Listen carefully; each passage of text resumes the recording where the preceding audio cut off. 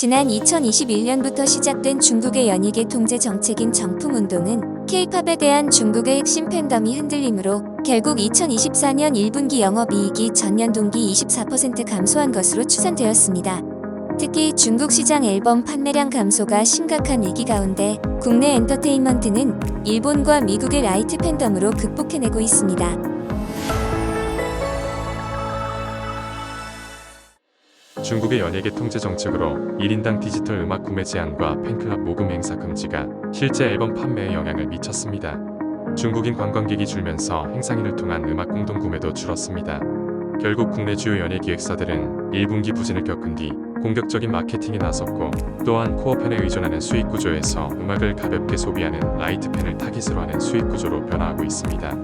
국내 연예 기획사들은 라이트 팬덤과 일본, 북미 시장을 공략해 위기 탈출에 나섰습니다.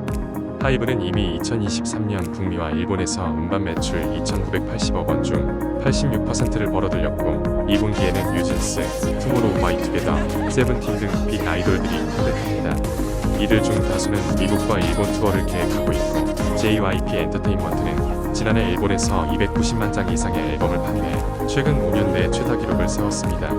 JYP 엔터테인먼트는 올해 연간 콘서트 관객의 62%를 일본에서 모으는 것을 목표로 하고 있으며, SM 엔터테인먼트도 NCT 드림이 첫 일본 홈투어에 나서는 등 일본 시장 공략에 박차를 가하고 있습니다.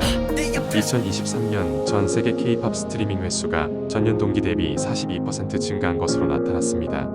미국 음악 시장 분석 업체 루미네이트가 24일 발표한 주간 보고서에 따르면 상위 100개 K-팝 그룹의 올해 전 세계 누적 주문형 오디오 비디오 스트리밍 횟수는 약 904억 건을 기록했습니다.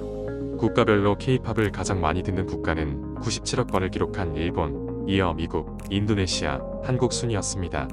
루미네이트는 일본 Z세대 여성 39%가 K-팝을 즐겨 듣고 K-팝을 들을 가능성은 105% 높다고 전했습니다. 이러한 일본 내에서 K-팝의 인기에 힘입어 적극적인 일본 시장 공략도 펼치고 있습니다. 이와 함께 국내의 많은 아티스트들은 일본의 비자 정책의 완화로 더욱 많은 기회를 얻게 되었습니다. 일본에서 K-팝 콘서트를 관람하는 팬수가 코로나19 팬데믹 이전보다 관객 수를 넘어설 가능성이 높다고 업계 관계자가 밝혔습니다. ACPC에 따르면 한국 아티스트의 공연은 2023년 상반기 전국적으로 275만 명을 모았고, ACPC는 연간 관객 수가 2019년 기록된 356만 명을 넘어설 것으로 예상하고 있습니다. K-팝 티켓의 평균 가격은 약 12,800엔으로 다른 장르보다 50% 더 높으며, 블랙핑크, 세븐틴 등 인기 그룹이 티켓 예매를 주도하고 있습니다. 전체 데이터에 따르면 6개월 동안 일본 콘서트 참석자 10명 중 1명이 K-팝 공연을 관람했습니다. 일본의 코로나19 제한 조치를 종료하려는 움직임은 수요 창출에 도움이 되었고, 일본의 출입국 관리법 개정으로 인해 더욱 다양한 아티스트에게 기회가 열렸습니다. 외국인 공연자는 연예인 비자로 체류할 수 있는데, 지난 8월 법이 변경되기 전에 15일에서 이제 30일로 늘어났으며, 100석 이상 공연장 공연 등 체류 조건도 철폐되었습니다. 관세청 자료에 따르면 2021년 약 2,800억, 2022년 약 3,000억, 2023년 약 3,200억으로 매년 증가해왔지만 성장세가 다소 둔화되고 있다는 게 업계의 시선입니다. 하이브 컴퍼니의 방시혁 대표는 한 기자 간담회에서 이러한 위기를 타개하기 위한 방법으로 K를 희석시키는 방안을 밝혀야 했습니다. 업계는 그의 말을 받아들여 그의 제안을 따르고 있습니다. 몇몇 K-팝 기획사는 한국인 멤버가 거의 없거나 아예 없는 그룹을 기획하고 있습니다. 다만 해외에서도 우려의 목소리가 있는 만큼 좋은 방향으로 한류를 이끌어갈 수 있으면 좋겠습니다.